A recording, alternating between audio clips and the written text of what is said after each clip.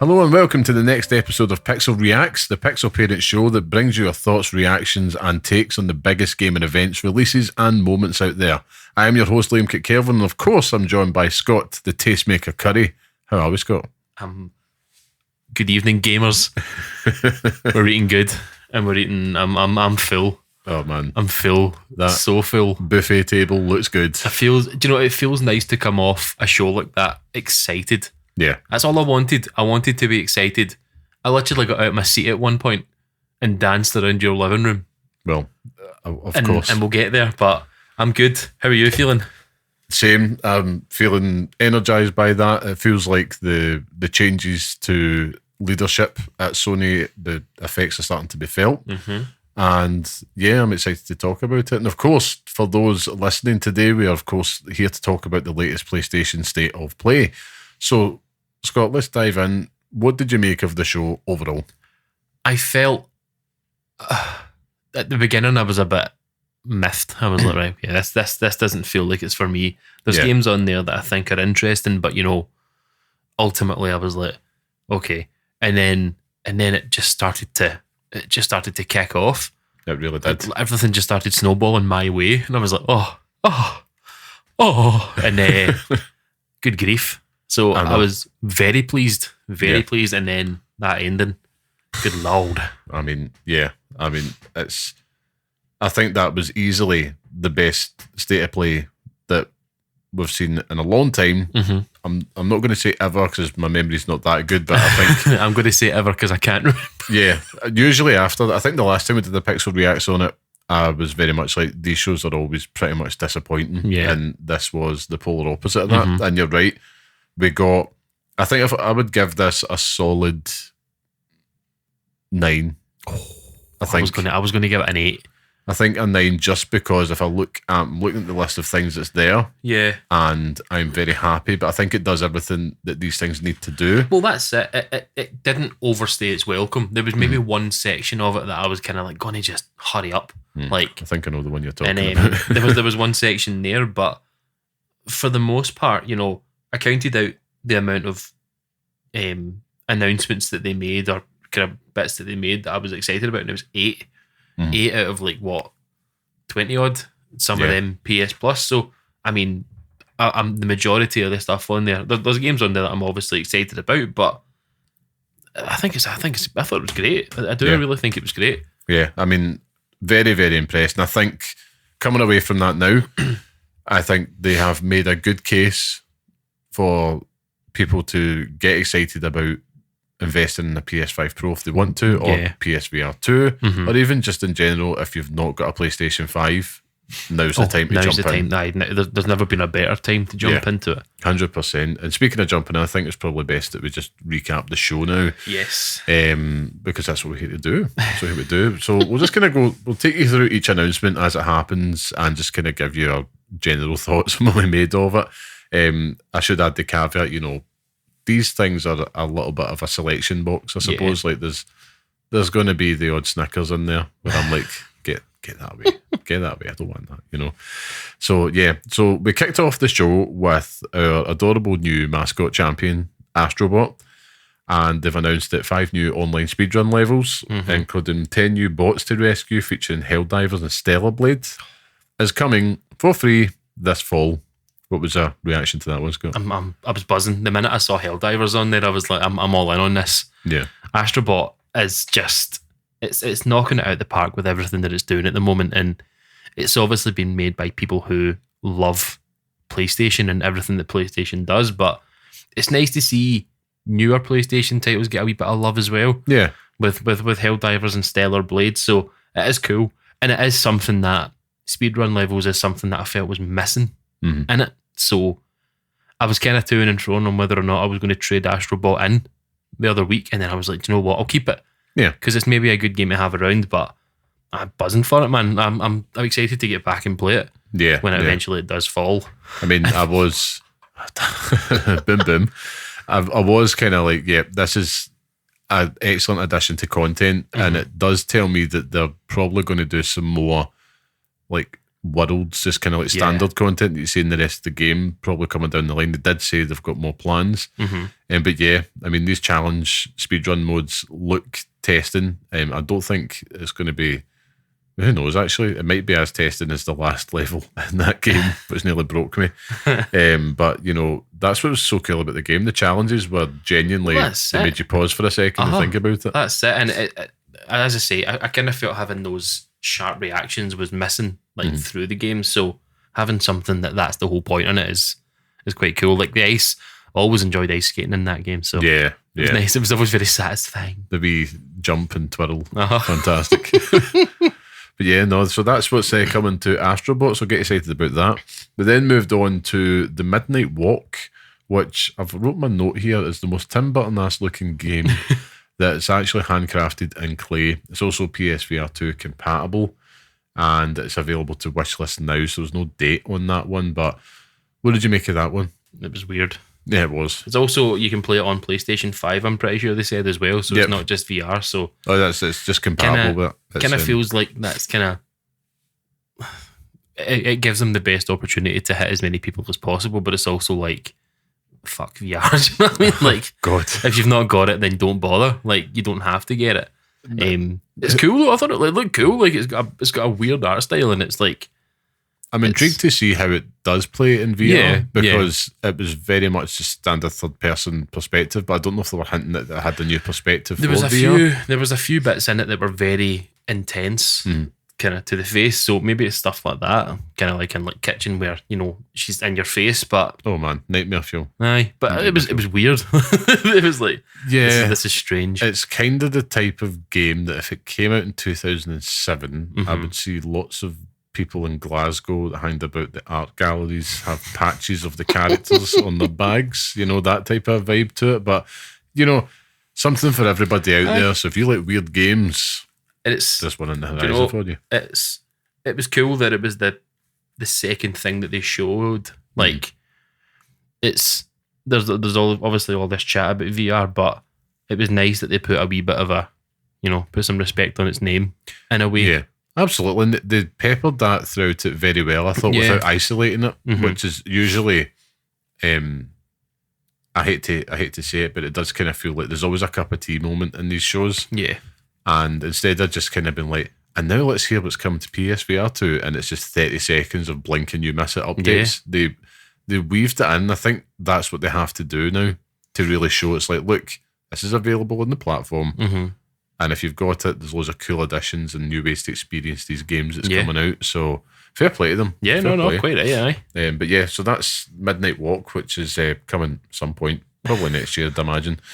We then got our first look at a new game, which is Hell Is Us, which is, was it Rogue Factor? Rogue Factor, that's developing that one. No release date on that. It looked cool. It looked really cool, aye. Did it look like a Souls-like? I think it looked like it played like a Souls-like, which is kind of a mouthful, but it kind of had this weird sort of art style and stuff like that, which I'm kind of big into that anyway. And you know me with Souls-like, so I'm on board with everything. But it looked really cool. Like, it did. It had a wee bit of everything. It had kind of like almost medieval meets Hideo Kojima sci-fi type vibe going on about it. Looks really cool. Really cool. I'm actually really intrigued by this one, and the enemies in that, big white dudes with no faces. No face. Pretty interesting, and more nightmare fuel. I know, well that's it. I mean, it's a bit brighter than most of the Souls-likes that we played, but I thought it looked great. Like, for a first showing, it was just like, I'll go and I'll maybe go and follow the dev on Twitter and stuff like that, just so I can see what's going on with it, because it's class. Yeah, I was certainly impressed by it. I'd like to see more gameplay and just dig into just kind of what they're kind of aiming for. Is it hack and slash? Is it Souls-like? But it had a pretty cool vibe, you know, and it looked like it'd be a good addition to the portfolio for sure. But then, speaking of nightmare fuel, we then moved on to the next announcement, which is coming to PSVR 2, which is Metro Awakening VR, coming November 7th. What was your thoughts? There was your joke midway through. It was a Peter Molyneux game because of the hands, like the floating hands. It honestly broke me. It looks like a Metro game, which, you know, it should, but it didn't feel like, you know, it lacked anything for being a VR experience. Do you know what I mean? Like, it's not, you kind of feel like if you've got a regular game that has VR tacked on, it's always like a lesser version of that game. Yeah. And this felt like, you know, it's obviously been tailor-made for that. So it looks like it's doing everything really well, and I'm sure the VR community will be very excited about it. Yeah, especially coming out so soon as well. Like, absolutely, and I'm pretty pleased because, you know, PSVR 2 fans are eating, you know, and it's not just like obscure smaller titles. Like Metro's a pretty big name, and pretty big franchise to get on there. This is what Alex has been saying for a while, though, is that it needs, you know, bigger developers developing games exclusively for it. Yeah. So things like this can only do it well. Do you know what I mean? Like, can only be good. So yeah, exactly. So I mean, I'm sure those guys over there are going to be really pleased. Yes. Definitely check out their thoughts on that if you're into VR. And as well, then we moved on to, was it, I forgot here, Arcade Chronicles coming 2025. Man, I need this. I need this. I'm sorry. You were like, Lord of the Rings? I know. There was a shot in there and it showed two giant statues of names just going against me, just with their hands out. And I was like, wait a minute. And it was very, very much exactly like what you see in Lord of the Rings. Yeah, aye. Yes, it was exactly like Isengard, not. But it looks like just a medieval, kind of third person hack and slash type gameplay, but it just looked fantastic. Aye. And I thought it was an MMO. It might have it was been, like kind of PlayStation 5 or kind of PlayStation Plus is needed for online play, so it kind of screamed, oh my god, in the way that you saw characters running through the world, it looked a wee bit like that, but it did, yeah. It looked class. It had a few snippets of what looked like to be quite high quality, like cutscenes in there. And I do wonder if it is a multiplayer, because the disclaimer came up, you know, PS Plus required. So we don't know yet. I'm sure we'll get more information as it trickles down. In fact, I could probably check just now whilst we're on here. But it does make me wonder if they're maybe just veering away from that type of approach after the Concord fiasco, which is that's it. As you said though, with like new leadership, we heard nothing from Marathon and all that, and this whole Fair Games and stuff as well. Like, there was literally, it was notable in its absence. It was, which I think is a good thing. Like, it's obviously sad for the people that are making it, but kind of absence makes the heart grow fonder with these kind of things. So take your time. Like, we've got information from the blog now. So Arcade Chronicles, it is an online action RPG. Aye. So it's coming next year, which is pretty cool. So not so much an MMO, but it's going to feature epic large-scale raids, co-op gameplay, and a diverse array of activities for players to enjoy on PS5. Just on PS5? Just on PS5, yep.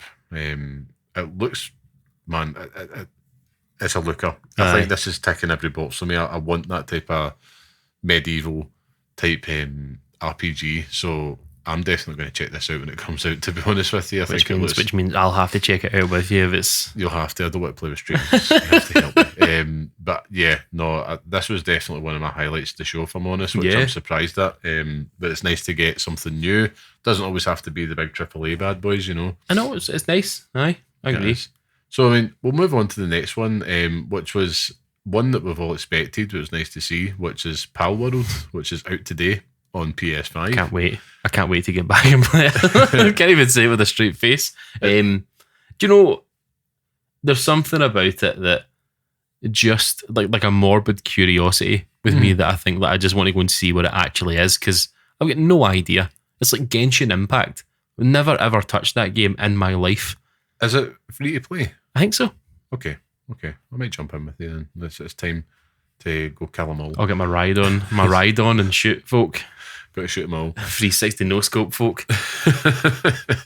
Yeah, I mean, listen, I think this has been one that the community's been asking for a while. Yeah. It's good to see it come here. It was definitely, I think just as it was announced, you were like, out today, bang on. Yeah. Not surprising at all. It's, again, just feels like it's about time, and I suppose they're going to need all the money they can get for the court case at this point. Exactly. So, so Pal World. It'll be another Concord. It'll be on PlayStation for 2 weeks and it'll piss off because Nintendo will ruin it for everyone. It'll piss off. But then we got one, We then moved on to the Lunar Remastered Collection. So you're getting 1 and 2, Silver Star Story Complete and Eternal Blue Complete, coming spring 2025 to PS5 and PlayStation 4. So, of course, this isn't one that I am familiar with, but it is a 90s JRPG series. Yep. So it's coming back to PlayStation. So they've updated the graphics, sound, you name it, put in all those quality of life improvements.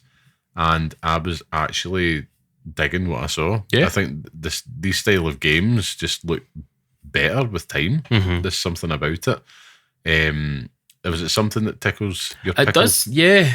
I think there's a lot of that now, but there's something quite nice about, the way that the PlayStation games worked back then. It wasn't quite as in-depth as they are now. Yeah. So there is something quite nice about it. So it's maybe something that I'll check out when it comes out. Was it spring 2025, they said? That's right, yeah. That was due. So it's maybe something I'll take a look at, but it depends what's happening in spring 2025, Well, you never know. You never know. I mean, there's one game that was omitted today, which is, well, not technically, but I was expecting maybe to get a release date on Metal Gear Solid Delta. Aye. But maybe you're doing that in spring 2025. Yeah. I don't know. TGS, it's an awkward one, because as we were saying with that and Death Stranding, it's like you were expecting it here, but TGS just literally being, 2 days. Within touching distance. It's just, of course, it's going to be there rather than here, so it makes more sense. But we got to see parts of Metal Gear Solid Delta and stuff as well. We should touch on that as well. Like, there was no Death Stranding 2. No. At the beach, what's it called? On the Beach. On the Beach. Oh, terrible name. The best. Oh, honestly, it's just peak Hideo Kojima. I know. But at the same time, not, because I'm expecting them to call it Death Stranding 2 Whispers of Tin Pot or something like that. It's perfect. It's absolutely perfect. Aye, I mean, well, maybe we get a release date at Tokyo Game Show, because they made a big splash about it. I think you will. So, as I say, they've updated the time on the meeting now, so it's 90 minutes instead of the 60. So is it getting streamed? I don't know.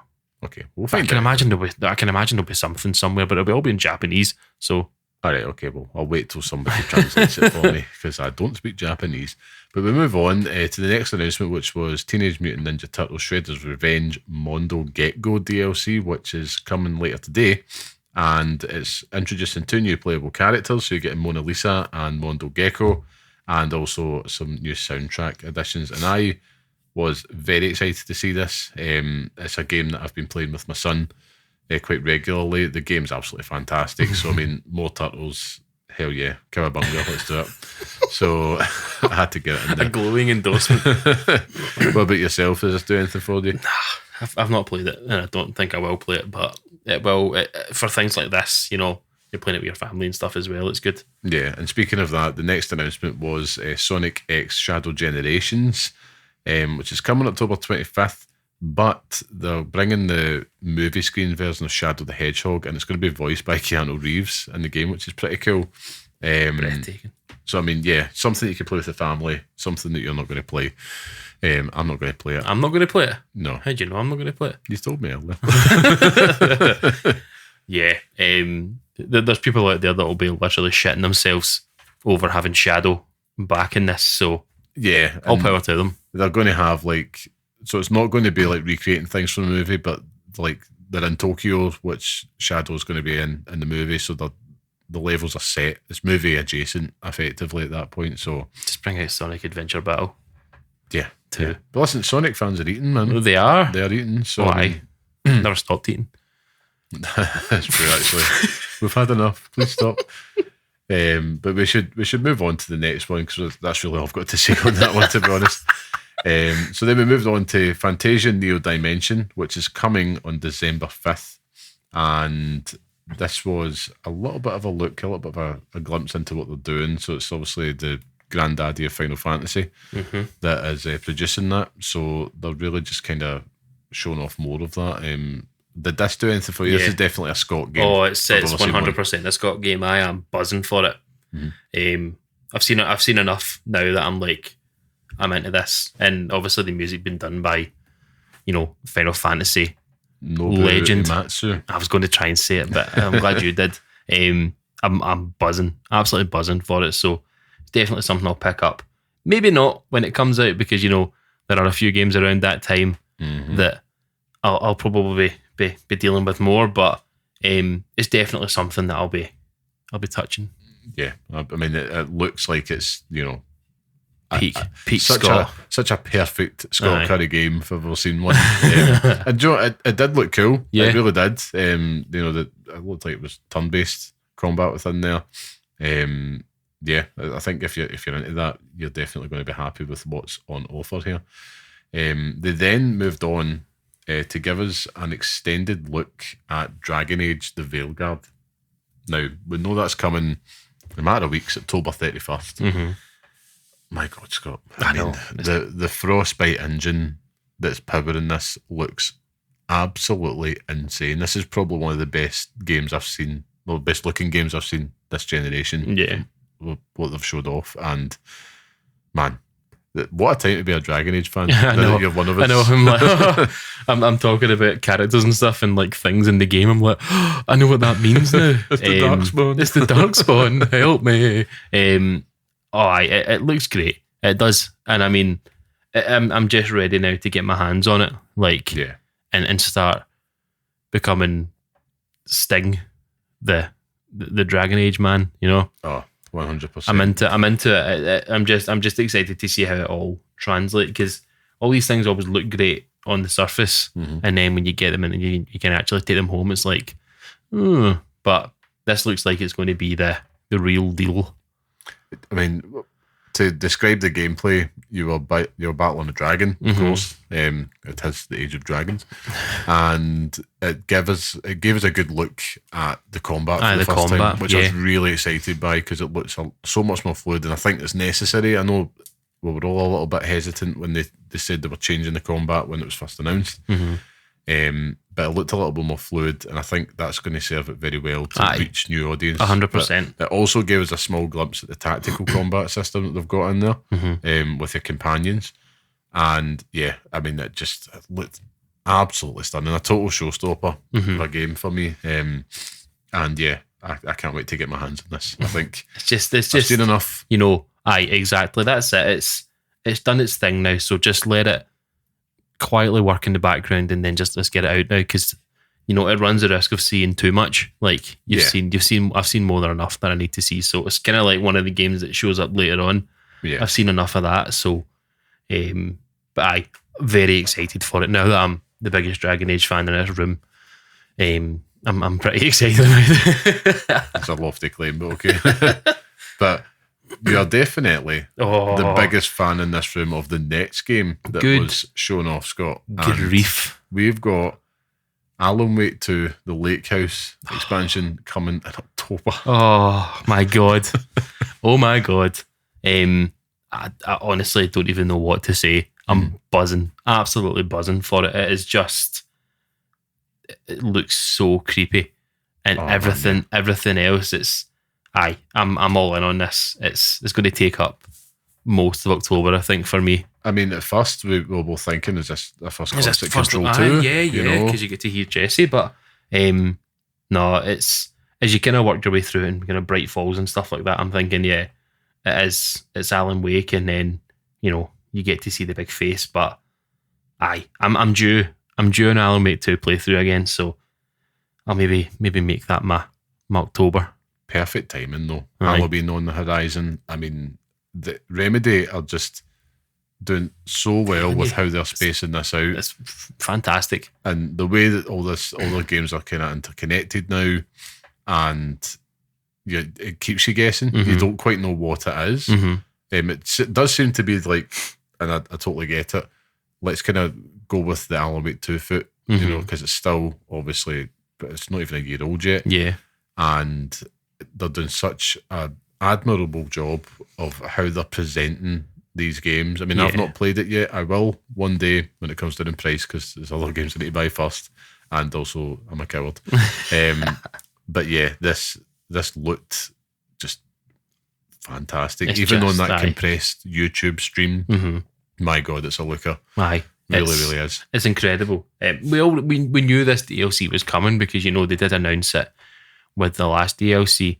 Said the Lake House was coming soon, but I didn't realise it was going to be on October. Sam Lake's just a hero. I used to have a thing about Sam Lake that I didn't like him, and now I'm just like, now you have a thing. He's the actual messiah at the moment. Like, kind of man that can do no wrong. So I'm Alan Wake 2. All in. Play Alan Wake 2, please. All in. Yes, absolutely. Coming right back to that. And then we got a look at coming to PSVR 2, which is Hitman, World of Assassination. That's coming to PSVR 2 in December. Yeah. You know what? I know I've just been hearing murmurs, so I'm not clued up on the subject. I think Alex might have mentioned it to us when he was last on. That there might have just been a little bit of humdrum about Hitman coming to or the VR port on Oculus or something. See, I'm outside my wheelhouse.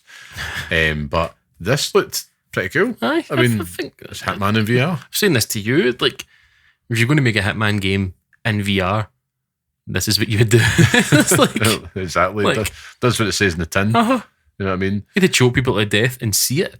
Do you know what I mean? Like, you can live out your serial killer fantasy in Hitman. Like, I couldn't be trusted. Like I say, I would literally kill everyone. Like, it would be so funny. You just turn into John Wick. Because that's one of the moments in it he stops a bullet with a frying pan. Yeah. So that's so stupid, but that's what makes these games so interesting. And it's kind of, you've got to see it. You've started to see it with the way they develop these new Hitman games, is that there's a new level of creativity throughout.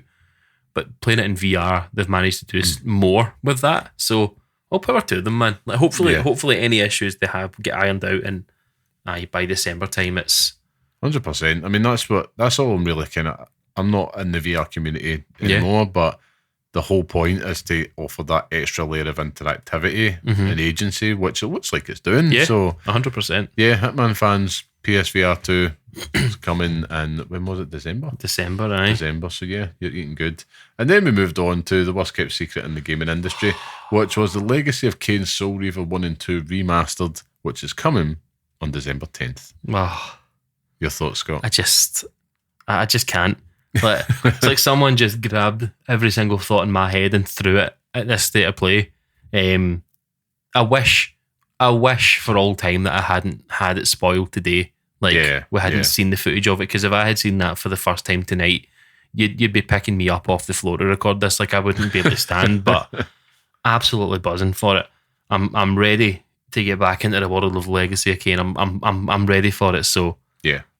December 10th cannot come soon enough. It's such a shame though, isn't it? Because I mean, it was also spoiled previously this year at San Diego Comic Con. Yeah. And that couldn't have been helped. Obviously it's just a big communication error. But that's the downside of the internet. It does make me, I've been thinking a lot about games magazines the past few weeks, but it's like, this is the type of one where a state of play would have happened. Not a lot of people would have seen it because it's not streamed, and you open up the magazine, it's like, what? It's coming. It's coming, So you're right, it would have been such a fantastic surprise, but nonetheless, an exciting announcement. It looks great. Like, all the wee quality of life improvements and the way that it looks and stuff, because it looked, I mean, for a game that old, it looked horrendous, but for what they've done with it and made Raziel look actually like a character, not just blue guy. It's cool, man. I'm into it. So December 10th cannot come soon enough. Bring it on.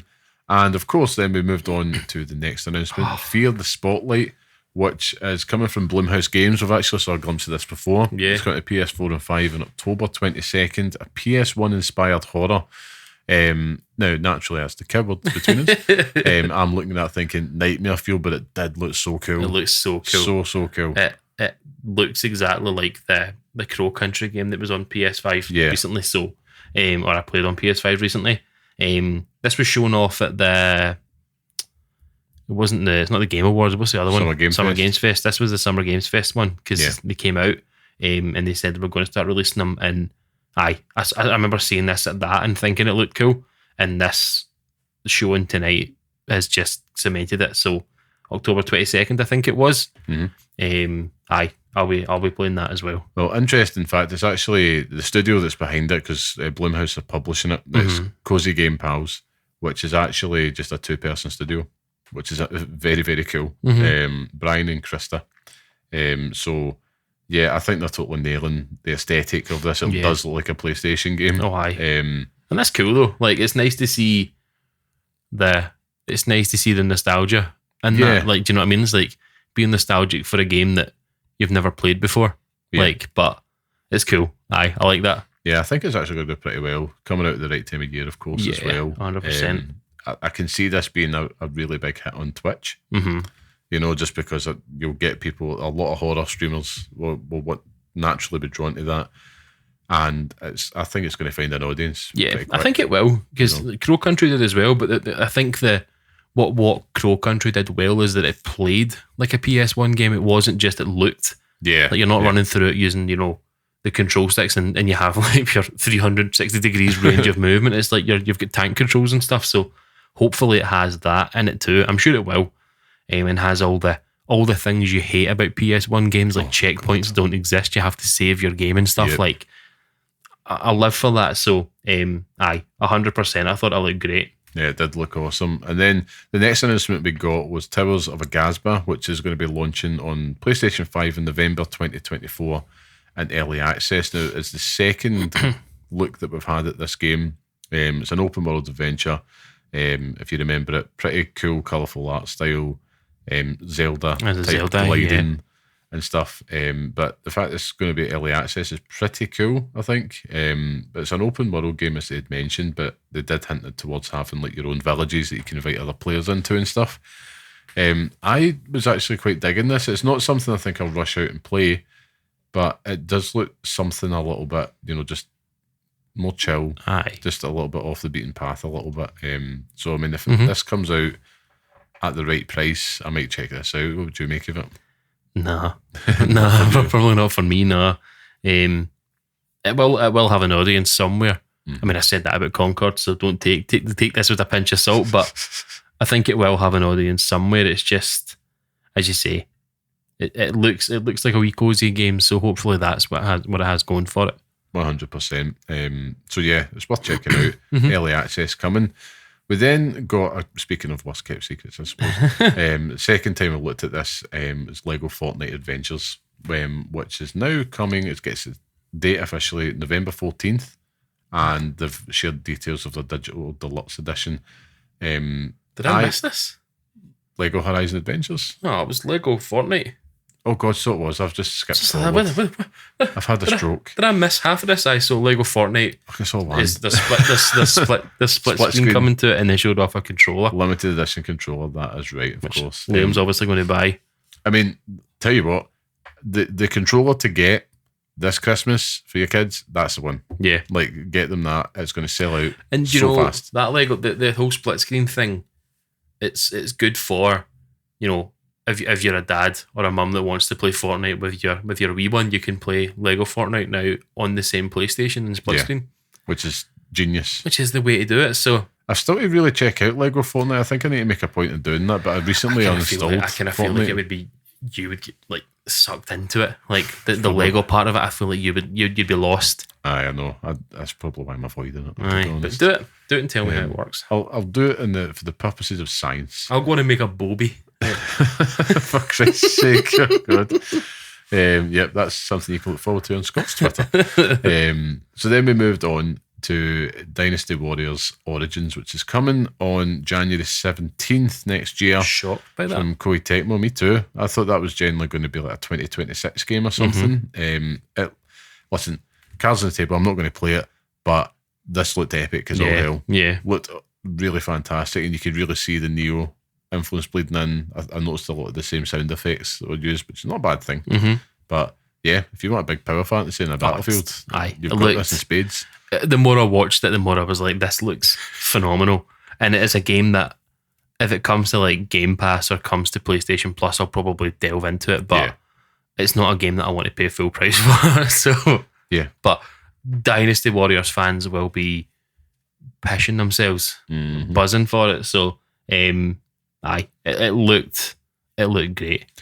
Yeah, it did. And, speaking of fans pissing himself, we finally got a date for the next announcement here, which is for Monster Hunter Wilds, which is coming on February 28th, 2025. We finally get the date. Finally, I was surprised by this. I was surprised that it was earlier. I thought we'd have March. Yeah. For Monster Hunter. I I've said this before and I'll say it again. It looks like a Monster Hunter game. I feel like with Capcom, it also looks very.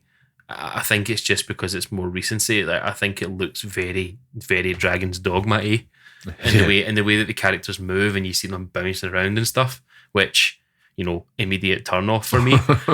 But Monster Hunter fans will be loving this. Like, this new look to it. It looks like the kind of world changes with the weather and stuff like that. Yeah, it did look pretty cool, that I have to admit. Got to see like flash flooding and stuff and everything changing too. So, I mean, they're doing something different with the whole Monster Hunter kind of archetype, like kind of what they do normally. So, well, we got a few more details on the blog here about it, which I'll share because I know there's a lot of Monster Hunter Wilds fans out there, but the trailer actually showed off the new flagship monster for the game, which is Arkfeld. The dragony kind of bluish, with the big chain thing going on. So it's a monster from a long extinct species, shrouded in mystery. It bears uniquely shaped chain-like wings. Do with that information what you will. It's Jin from Tekken 8. It is indeed. I know what you mean, like, because this is using the RE engine as well, and it does kind of. It has a little bit of a kind of a grim polish to it, and when the colours had popped into it, I was like, oh, thank God, I was like thirsting for it. But there's something about the character faces in this which just seem a little bit like they've just been plucked from Resident Evil. Like, I would like to see just a little bit more. Like, the RE engine is amazing, but it does have a tendency to be like make everything look like Resident Evil. And it's like it needs its own identity. Yeah, I totally get it. Style.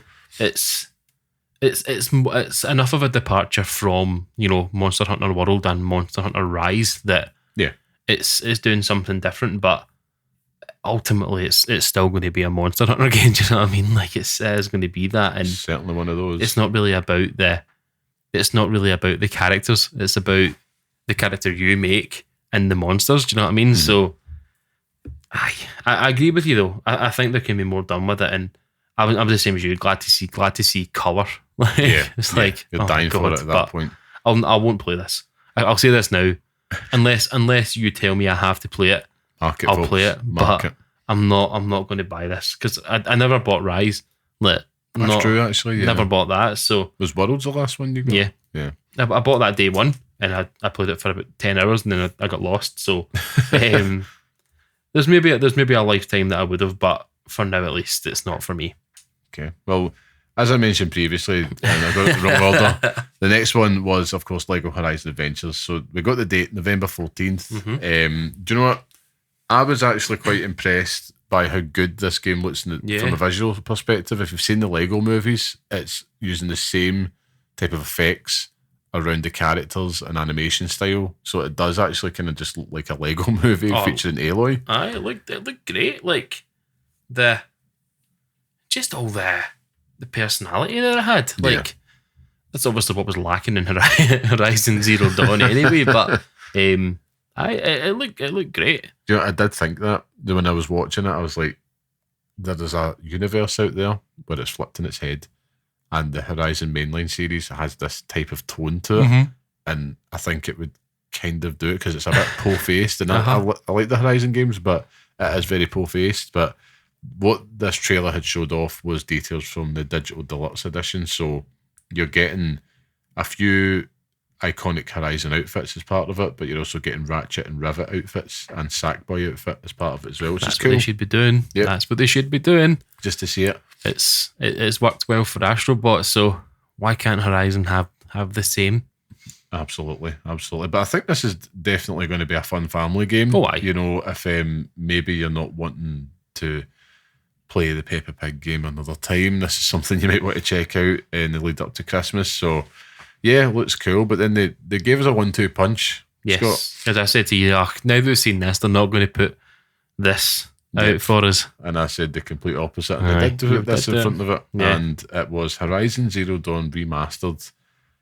It's official. It's coming to PS5 and PC on October 31st, which I was shocked at. Yes, it's coming pretty soon, and this seems to be the game that they're going to want you to kind of get on that PlayStation 5 Pro if you're going to be that way inclined. But the cool thing is, if you have the a copy of it on PS4, which many of us do through PS Plus, you can upgrade to the remastered version for $9.99. Can you do that through the PS Plus version? Because remember that was issues before with like Fallout and stuff. I think you should be able to. Because sure I don't know, but I know in the past that if you don't have an actual version of it, then you have to buy it. So I don't know if the upgrade path is there through the PlayStation Plus version, because we all got, every one of us who bought a PS5 in the PlayStation Classics collection got Horizon Zero Dawn. So they've it includes fans who added the game to their libraries during PlayStation's Play at Home initiative. Yeah, because they gave us all these games during COVID. I forgot about that. Yeah, they've not actually said it or not, but redemptions via PlayStation Plus are not eligible to upgrade. There you go. There you go. So yeah.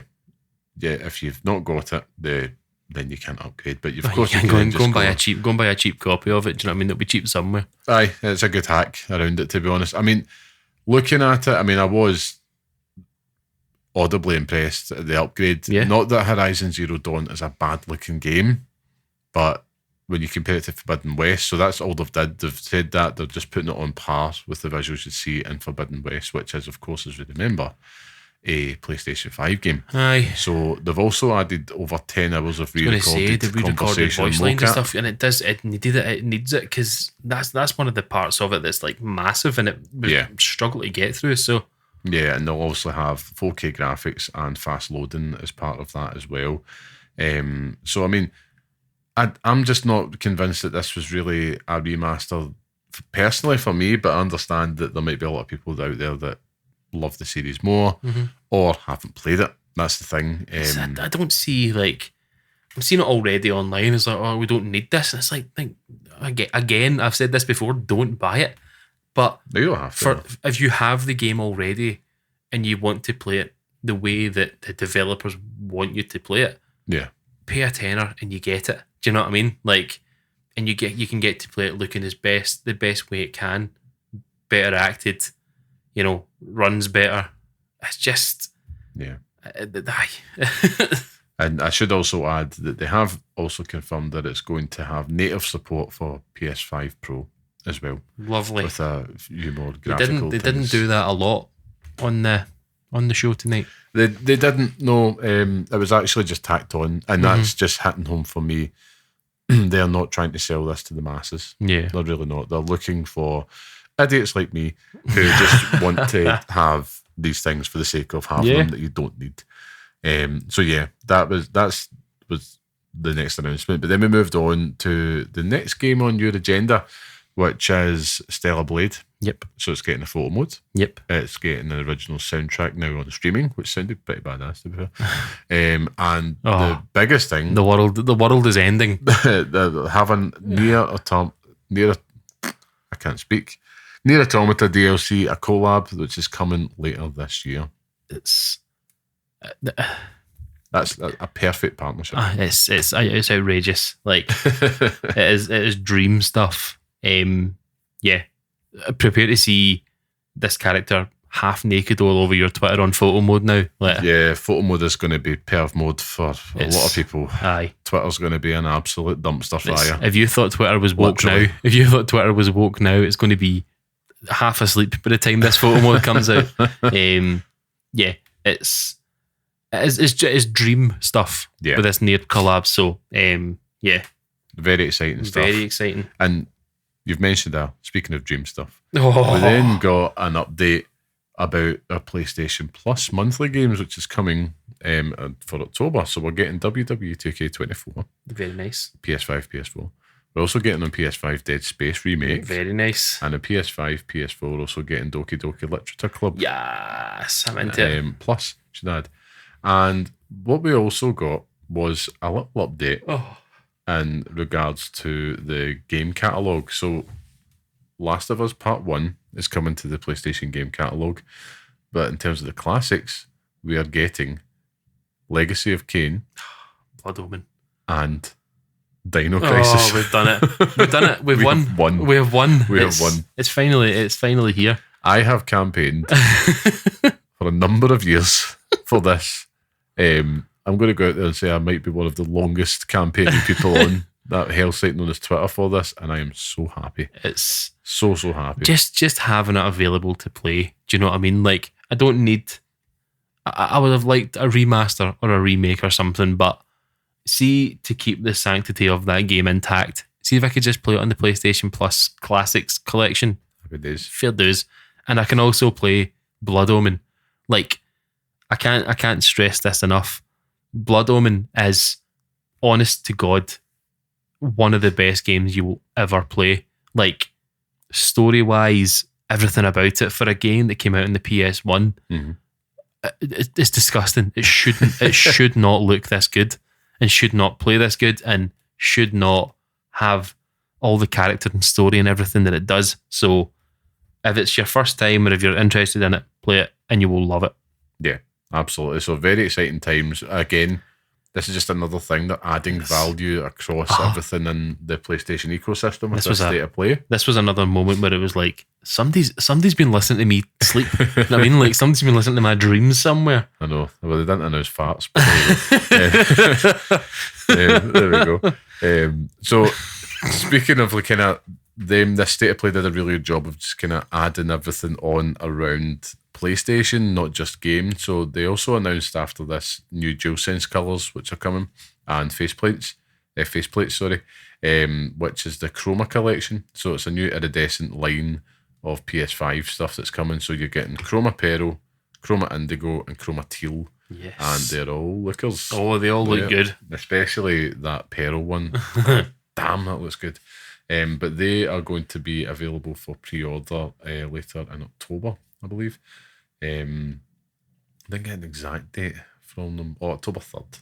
Also, and they're going to be launching November 7th. Yeah, just on the back of this, the next one as well, with the enhanced games that they announced for the PlayStation 5 Pro. We have a list.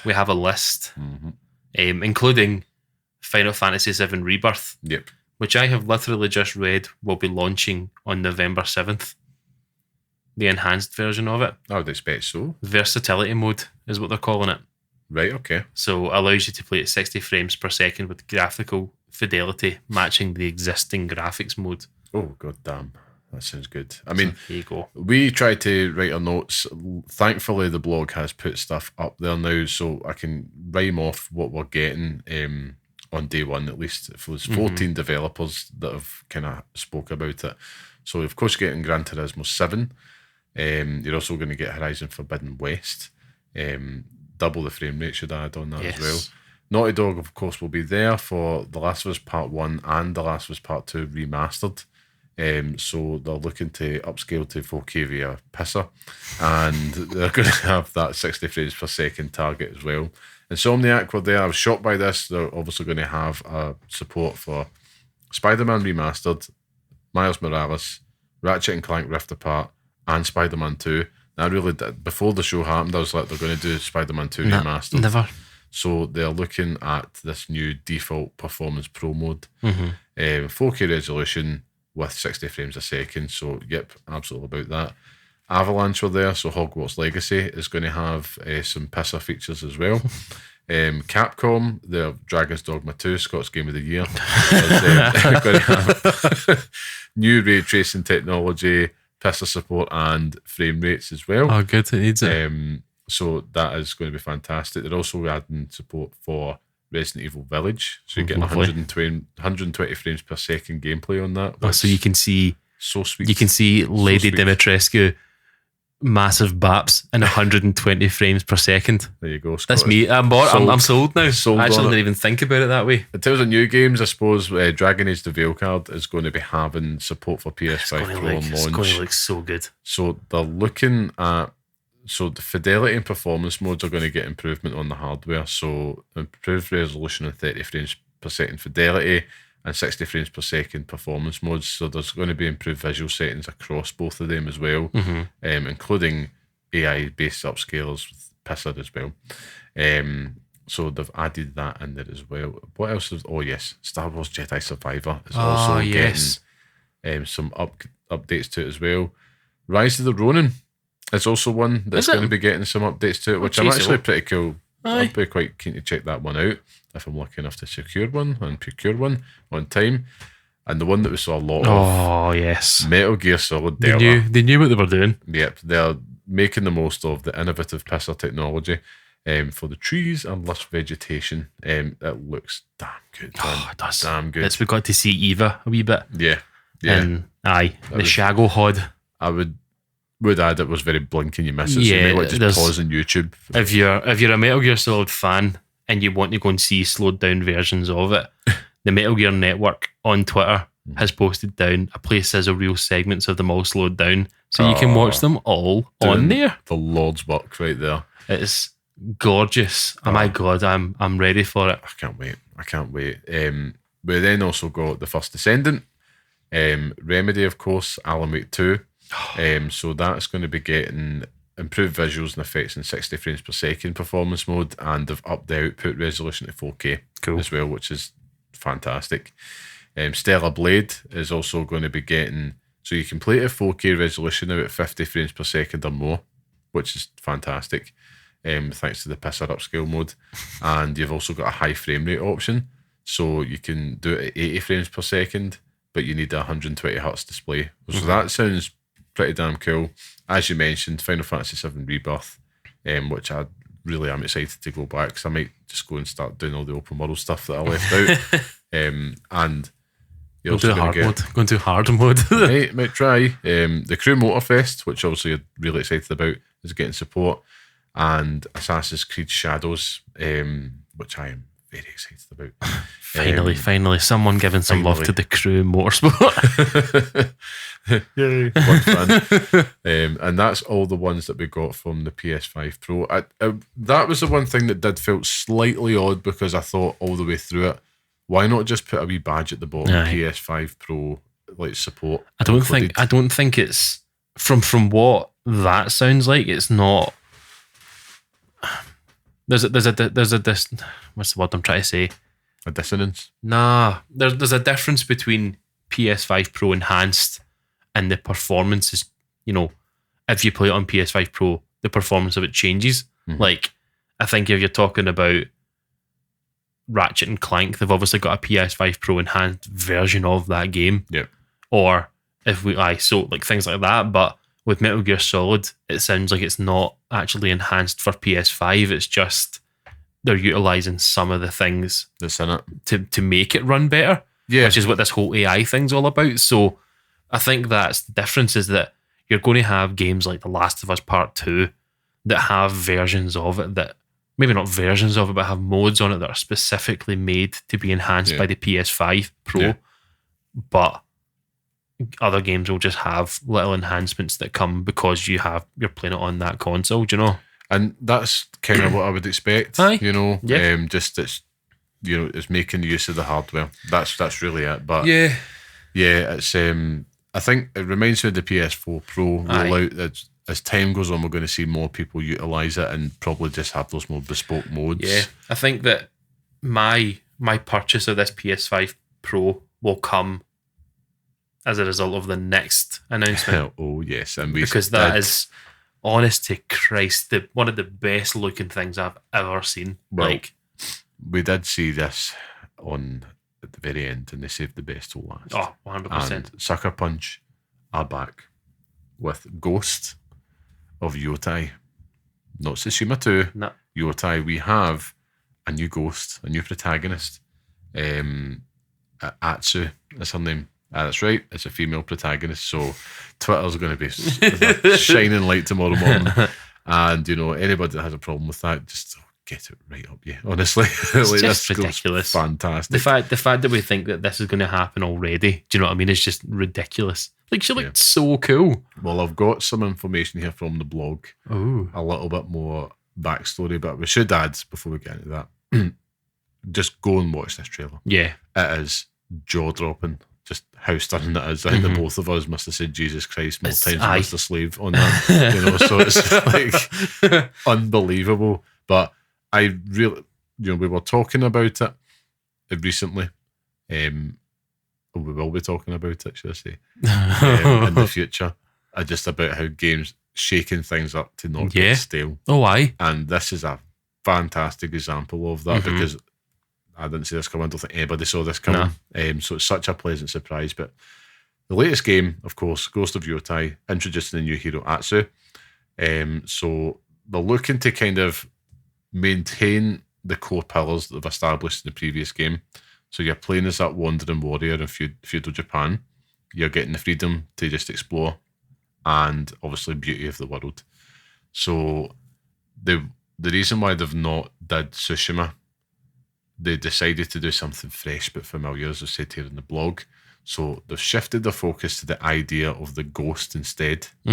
So they're a big fan of the origin stories they're going to continue, and they wanted to explore what it could mean to have a new hero wearing a ghost mask and uncovering a new legend. So that led them to Ghost of Yotai. New protagonist, new story, new world in Japan to explore. So they're not going to give away story specifics, but Atsu's journey takes place in 1603, so it's 300 years after the events of Ghost of Tsushima. That's cool. That's really cool. Set in the lands of the surrounding Mount Yotai, which is a peak in the heart of Ezo, and that's in Hokkaido in Japan, present day. That's kind of roughly where we're at.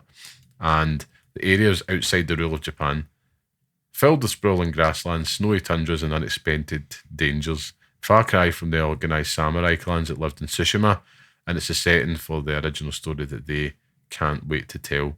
It's also Sucker Punch that says it's the first game they're building from the ground up for PlayStation 5. Cool. So they're going to be building this, shows like the visuals, doesn't 100%, it? Better grass vegetation, you name it. Also gives them an opportunity to introduce new mechanics, gameplay improvements, and even new weapons. So they're just giving us a wee tease, and they're just kind of showing little glimpses of Atsu's journey, people, animals. It looks like they're going to have a wolf companion. Kill an animal. So that's going to be coming in 2025, which, my God, I mean, that is how you drop a mic. The thing is, see if it had shown up and just went 2026, I wouldn't have even batted an eyelid. Yeah. Like, I'd have been like, right, okay. But unreal. Disgusting.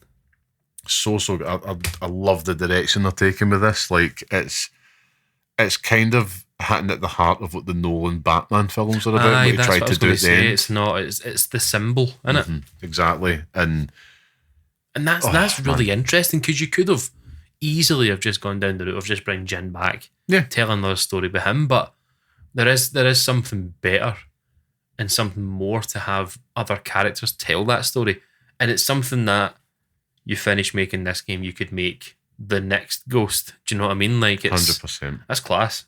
100%. We're all just so high and excited about this. I love these type of announcements because you can feel the whole community. Do you know what? Equally hyped. I could go back and play the Ghost of Tsushima now. Like, I've not played that game since it came out. Did you never do the expansion? Nah. Oh no, there's your excuse. No, I think I might. It's fantastic and gorgeous. It's just I've not. I usually just take pictures of like lightning strikes mid-fight. Yes. This game is going to be photo mode the game. Yeah. Oh my God. What a note to end on, though. What a note to end on. So that kind of wraps up everything that was announced at State of Play. What was your closing thoughts? Legacy of Kain is back, baby. And video games are cool, man. Oh, dude, they are so cool. Honestly, I think I'm walking away with this now firmly set and confident in the large purchase I'm about to make this week for the PS5 Pro. So yeah, I think for me, I would have liked more on that. Do you know what I mean? Like, we're with the upcoming release of the PlayStation 5 Pro, and just I don't need to know more about the console. Just I feel like what they showed with the games that are enhanced, it wasn't enough. Like what you've told me there, told me more.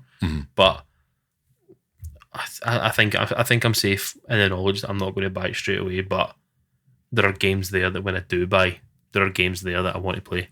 He's well going to buy it. I'm not. But listen, my anticipated games in the next few months are remasters of Legacy of Kain games. Do you know what I mean? Like, very, very true. He's still going to buy it. Do you know the good thing is we've got Nintendo are cooking after the directs.